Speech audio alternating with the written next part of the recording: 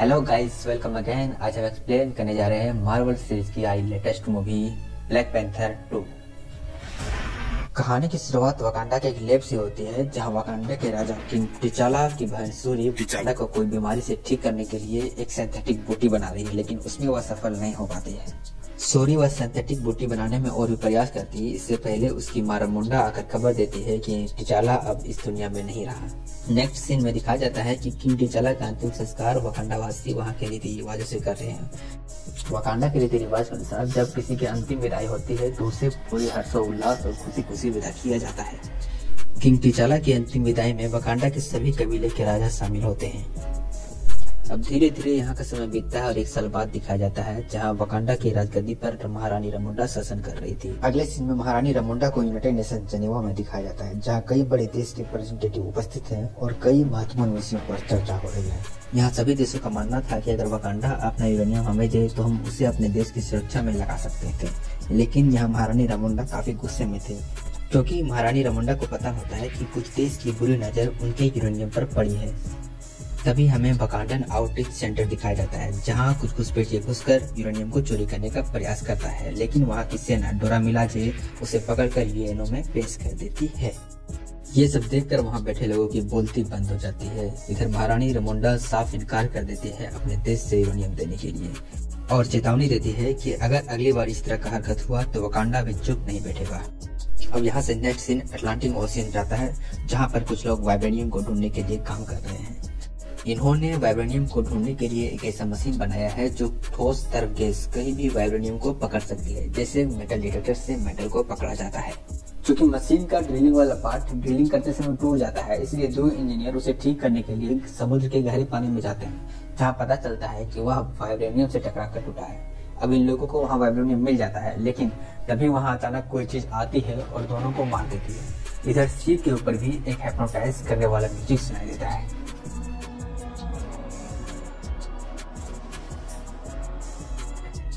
ये म्यूजिक सभी को हिप्नोटाइज करके अपनी ओर आकर्षित करता है, जिससे सभी लोग शिप से कूदने लगते हैं। जहां हमें पता चलता है कि वे सभी आवाजें समुद्र के नीचे छिपी दुनिया तालुकान के लोगों की थी। ये वे लोग थे जो हमेशा से अपने जाति के लोगों और वाइब्रेनियम को बाहरी दुनिया से बचाते आए थे। यहाँ दोनों के बीच एक जबरदस्त फाइट होता है, जिस पर तालुकान की सेना शिप पर उपस्थित सभी लोगों को मार देती है और उस मशीन को भी तबाह कर देती है। पर इन लोगों को पता था कि मशीन बनाने वाला साइंटिस्ट अभी भी जिंदा है और वे लोग समय रहते अगर उस साइंटिस्ट को नहीं पकड़ते हैं तो वे लोग फिर से नया मशीन बनाकर और भी तादाद में वाइब्रेनियम को चुराने के लिए आएंगे। यहाँ से सीन शिफ्ट होती है और अगले सीन में हम देखते हैं कि सूरी अपने लैब में कुछ काम कर रही थी। तभी महारानी रामुंडा वहाँ आती है और सूरी को अपने साथ चलने के लिए कहती है। वे दोनों वहाँ से बाहर जाकर एक नदी किनारे बैठ जाते हैं, जहाँ रामुंडा सूरी को अपने भाई किंग टिचाला के यादों से बाहर निकलने के लिए कहती है और एक रस्म के बारे में बताती है और कहती है कि यदि तुम उस कपड़े को जला दोगी जिसे तुम टिचाला के फ्यूनरल में पहनी थी तो उसकी यादों से बाहर आ जाओगी। ये दोनों अभी बात कर ही रहे थे कि अचानक नदी से तालुकान का राजा निकलता है और धमकी देता है कि वकांडा के कारण ही बाहरी दुनिया के लोग वाइब्रेनियम से परिचित हुआ, इसलिए महारानी रामुंडा उस मशीन बनाने वाले साइंटिस्ट को पकड़कर उसे सौंप दे, नहीं तो वे लोग पहले वकांडा को तबाह करेंगे और फिर इस पूरी दुनिया को। महारानी रामुंडा भाई एक सभा बुलाती है जिसमें सभी कबीले के लोग शामिल होते हैं। यहाँ फैसला लिया जाता है कि वे लोग पहले साइंटिस्ट को पकड़ेंगे, लेकिन उसे तालुकान के लोगों को नहीं सौंपेंगे, क्योंकि यदि वे एक बार तालुकान का कहना मान लेता है तो उसे बार बार उसका कहना मानना पड़ेगा। यहाँ महारानी रामुंडा को पता चलता है कि हजारों साल पहले पृथ्वी पर दो उल्कापिंड गिरा था, जिसपे वाइब्रेनियम पाया जाता है, जिसमें एक समुद्र के नीचे रह गया और दूसरे में वकांडावासी बस गए थे। अब उस साइंटिस्ट को खोजने के लिए सेनापति अखोई और सूरी साथ में जाती है। ये लोग एक एजेंट से जाकर मिलते हैं जो पहले भी टिचाला का दोस्त हुआ करता था। उस एजेंट से इन लोगों को पता चलता है कि वो मशीन एक लड़की बनाई है जो एक स्टूडेंट है। नेक्स्ट सीन में हम उस लड़की को देखते हैं जिसका नाम रेरी होता है। उस लड़की का दिमाग इतना तेज है कि वह अपने सेमेस्टर के रैंक को हैक करके अपने और अपने दोस्तों के मार्क्स को बढ़ाकर आगे कर दिया है, जिसके बदले वे अपने दोस्त से पैसे भी लेती है। जब ये दोनों रीरी को पकड़ने के लिए जाती है तो रीरी अपना बचाव में उस पर स्पीकर फेंक कर मारती है, लेकिन अखोई अपना भाला निकालती है और उस स्पीकर को 2 टुकड़ों में कर देती है। हालांकि रीरी सूरी को जानती भी है और वह सूरी के साथ जाने के लिए एक्साइटेड भी थी, लेकिन जब उसे पता चलता है कि वे उस मशीन को बनाने वाले को खोज रहे हैं तो वह घबरा जाती है। पर जब सूरी उसे नेमोर के बारे में बताती है जो उसे मारने के लिए खोज रहा था, तो रीरी भी उसके साथ जाने के लिए तैयार हो जाती है। रीरी दोनों को लेकर अपने खुफिया रिसर्च लैब में जाती है जो एक बंद पड़े गैराज में। तभी वहाँ FBI के लोग आ जाते हैं और वे लोग इस गैराज से भागने लगते हैं। दोस्तों, इस भागने और पकड़ने के क्रम में हमें तगड़ा VFX और एक्शन के साथ कॉमेडी भी देखने को मिलता है। और इसी बीच तालुकान के लोग भी वहां आ जाते हैं और कार के नीचे एक जोरदार ब्लास्ट होता है। यहाँ तालुकान की सेना और अखोई के बीच एक जबरदस्त फाइट चलता है जिसमें अखोई हार जाती है और तालुकान की सेना रीरी और सूरी को पकड़कर वहां से ले जाते हैं। इधर वकांडा में अखोई जब वापस जाती है तो महारानी रमुंडा उसे सेनापति के पद से निकाल देता है, क्योंकि जब उसका अपना परिवार सेफ नहीं है तो फिर वह वकांडा को कैसे बचाएगी। अब महारानी रमुंडा सूरी का पता लगाने के लिए अपनी बहू नाकिया के पास जाती है जो वकांडा से बाहर रहती है। नाकिया ऐसे सीक्रेट मिशन करने में माहिर है और पहले भी कई बार ऐसे सीक्रेट मिशन कर चुकी है जो हर किसी के बस की बात नहीं है। महारानी रमुंडा उसे तालुकान में घुसपैठ कर सूरी का पता लगाने के लिए बोलती।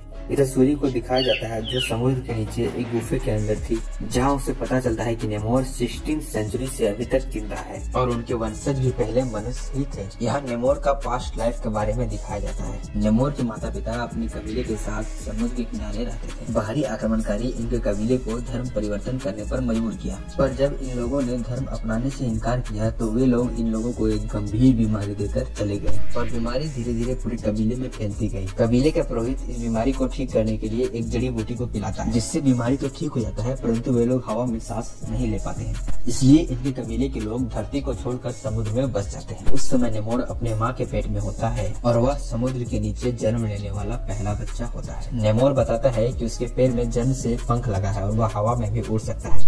नेमोर की माता को अपनी मिट्टी से बहुत लगाव था, इसलिए वह नेमोर से कहती है कि उसके मरने के बाद उसे उसी गांव में दफनाया जाए। नेमोर की मां की मृत्यु के बाद नेमोर उसे दफनाने के लिए समुद्र के बाहर अपने गांव ले जाता है, जहां वह देखता है कि बाहरी दुनिया के लोग आपस में लड़ रहे हैं और एक दूसरे पर शासन कर रहे हैं। वे लोग नेमोर पर भी हमला करते हैं, जिससे नेमोर सभी को मारकर वहां सब कुछ तबाह कर देता है। यहाँ सूरी को नेमोर का मकसद का पता चलता है कि नेमोर पूरी दुनिया को तबाह कर अपना राज लाना चाहता है। इधर नाकिया रीरी और सूरी को वहाँ से छुड़ा लेती है, लेकिन इस घर में नेमोर की पत्नी उसके हाथों मारी जाती है। अपनी पत्नी की मौत का बदला लेने के लिए नेमोर अपनी सेना के साथ वकांडा पर चढ़ाई करता है, जहाँ दोनों के बीच एक घमासान युद्ध देखने को मिलता है और एक बार फिर वकांडा वासी यहाँ हार जाते हैं, जिसमें नेमोर अपनी पत्नी की मौत का बदला लेने के लिए महारानी रमुंडा को मार देता है। अब सूरी को दिखाया जाता है जो बदले की आग में जल रही है और अपने माँ की मौत का बदला लेना चाहती है, लेकिन सूरी को पता होता है कि नेमोर और उसकी सेना काफी ताकतवर है, उसे हराना इतना आसान नहीं होगा। इसलिए सूरी उस बूटी को फिर से बनाती है जिसके पीने से उसमें ब्लैक पैंथर का पावर आ जाए और वह नेमोर का मुकाबला कर सके। वह सिंथेटिक बूटी तैयार होने के बाद नाकिया उसे घोलकर सूरी को पिलाती है, जिससे उसमें ब्लैक पैंथर का पावर आ जाता है।